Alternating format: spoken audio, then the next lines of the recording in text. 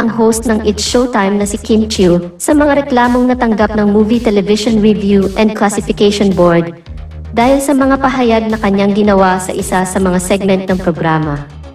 Nakapagbigay pansin si Kim sa mga netizens nang gamitin niya ang salitang vibrator upang ilarawan ang boses ng isang kalahok sa tawag ng tanghalan. Ang ganda ng vibrator ng iyong boses, ang sinabi ni Kim. Matagal na po kayo nagko-contest, Tay?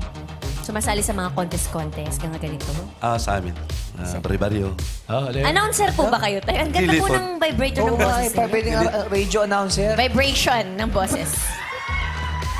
Agad na ipinagtanggol ng mga tagahanga si Kim at sinabi na ang tinutukoy ni Kim ay ang kalidad ng boses ng kalahok. Bukod dito, siguradong kasama raw sa dinidiscuss ngayon ng MTRCB ay ang isa pang naging pahayag ni Kim Chiu sa isang episode ng kanilang noontime show. Ito ay ang pagbanggit niya sa salitang kwek-kwek shorts.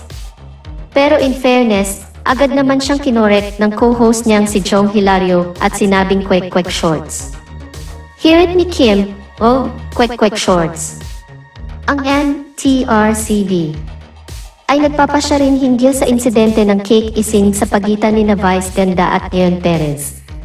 Kasalukuyan ding pinag-uusapan ng board ang issue ng pagmumura ni Wally Bayola sa live na telebisyon sa EAT.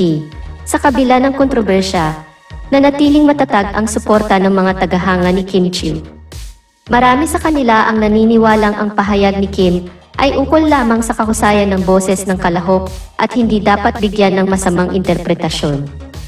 Sa mga darating na araw, inaasahan ang desisyon ng MTRCE ukol sa mga reklamong laban kay Kim Chiu pati na rin sa mga iba pang issue tulad ng cake icing incident ni Vice Ganda at Leon Perez at ang pagmumura ni Wally Bayola sa live na pagpapalabas ng EAT.